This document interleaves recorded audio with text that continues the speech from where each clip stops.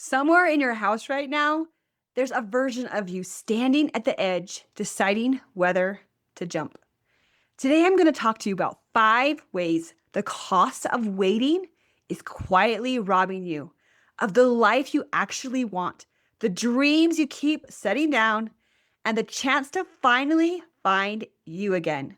Welcome to Create Your Best Empty Nest, episode 29, The Cost of Waiting. Okay, friend, let's just be honest with each other for a minute. You're not lazy. You're not lost. You're stalled. You're stuck. There's a thing you keep meaning to do, wanting to do, and every season it quietly slides to the next season. Here's the 5 points quickly so you know what we're covering. It's robbing you of the life you could be living right now while you're sitting at the sidelines watching for everyone else to jump in. It's robbing you of energy, chasing a someday that keeps moving the second you get close to it. It's robbing you of the truth of what you're actually afraid of because it's easier to blame your schedule than admit you're scared. It's robbing you of a year, a whole year that's going to pass no matter what you decide. And it's robbing you of the chance to just start messy instead of waiting for a clean beginning that's never going to come. If any one of those made your stomach drop just a little bit, good. That's exactly what we're doing in this episode. Stick with me. Okay, number 1, waiting isn't as safe as it feels. Here's the thing about waiting. It feels natural. Like you're just pausing, not really losing anything, but that's not true. Every season you wait is still a season. It's just one where nothing has changed. Let me tell you what that looked like for me. Last December, my family and I went on a trip and there was this bridge and everyone was jumping off it into the water below. And I just thought, I don't want to do that. I don't want to get water up my nose or in my ears or whatever. And I don't know how deep it is. And I was just feeling a little cautious and didn't really want to jump in with the rest of them. And so my instinct was to just sit on the sidelines and watch everybody else jump. And I sat there for a minute and I saw these little kids jumping and these adults jumping. And my family's like, let's do it. Let's jump. And I was watching person after person jump in and having the time of their lives. And something in me just went, I don't want to watch my life anymore. I want to be in it. I want to be living it. So I jumped off once. And it was so fun. I felt so alive. Then I jumped again and again. And I think I jumped off that bridge at least 5 times that day.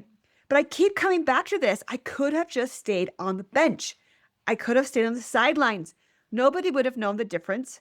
It would have been a perfectly nice day watching from the sidelines, but I would have missed something that's one of my favorite memories with my family from that trip. That's what waiting does. It doesn't look dramatic from the outside. Nothing bad happens when you stay on the bench. You just don't get the jump. You don't get that feeling of being alive in your own life. My friend, when is the last time you felt alive in your own life? Not everyone else's life, your own life. There's a scripture that's been sitting with me. It's 1 Kings 17:5, and Elijah is told to go to the brook and trust that the ravens are going to feed him. He doesn't get the full picture first. He doesn't wait until he understands how exactly it's going to work. That sounds like a really weird promise. The ravens are going to feed him, right? It just says, so he went and did. The provision came after the step, not before. The food came after the step, not before. That's the bridge for me. I didn't know exactly how the jump would feel. I didn't know if I'd get water up my nose or in my ears. I didn't know what would happen. I just decided I was done sitting there. I was done sitting on the sidelines of my own life, and I went. Something that surprised me when I looked into it is researchers who study regret have found that we usually get this backwards. The sting of trying something and messing it up, that fades fast. But the ache of never trying at all, that one doesn't fade. It actually grows the longer we carry it. I know I felt this. I'm sure you have too, my friend. So what I want you to walk away believing is if I wait, I'm not losing anything. That's the old belief. The new one is if I wait, I'm spending the whole season standing still when I could be jumping. I want to live in my life, not sit on the sidelines. So, one practical take home tip for you is something you could do today. Just name it. I'm sure you've all been on the edge of something that you think, maybe I'll just stay on the sidelines. Maybe I'll keep it safe. Just name it. Say it out loud or write it down. What's your bridge right now? What are you sitting on the sidelines of, telling yourself you're fine, just watching?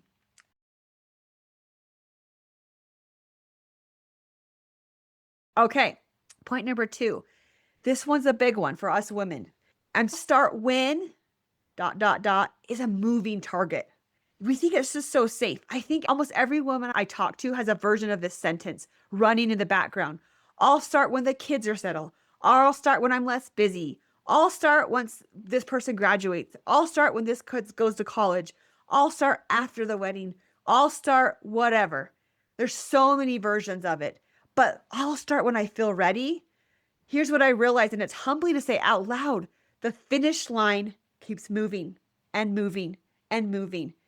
I'll start when keeps moving. It's a moving target. And every time you get close to it, it just locates itself a little further out. And something else, I'll start when something else. I've seen this in my own life this summer when something as simple as eating healthy. I've had trip after trip, bridal shower after bridal shower, baby shower, vacation after vacation. You know how it is. Every single time I've caught myself thinking, I'll really commit after this one, after this trip, after this event. And at some point, it hit me. I just got back from back-to-back trips and I thought, I'm ready. This is not going to stop. Life's not going to stop. I want to eat healthy in this life. I want to be in this life. It's not going to get less busy. There's always going to be another trip, another shower, another thing on the calendar. And if I keep waiting for that easy stretch to start taking care of myself, I'm going to be waiting forever. That's the trap with ready too. Ready is a feeling. It's not a fact. It really doesn't show up on your calendar, and it definitely doesn't show up when your calendar clears out. We know that never happens because your calendar doesn't clear out. There's always something on it, right? I heard Grace Freeman talk about how there's 3 types of athletes. Some are there for the oranges. Some are there just for the game and they'll step in when the game starts. And some are all-stars.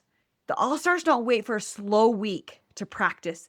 They practice in the middle of a busy season, same as everybody else. The only difference is they stopped waiting for the easy, for the oranges only. So here's your old belief. I'll feel ready once things calm down. I'll do that thing once things calm down. I'll book that call once things calm down. To the new belief, things aren't going to calm down. So I have to build this into the life I actually have, not the one I'm hoping for or thinking will happen after this event. So today, here's your practical take-home tip. Ask yourself, has the win I'm waiting for already happened once before? And was I ready then? If the answer is no, stop waiting for that feeling and start looking for the decision instead. Decide today to do it. You got this.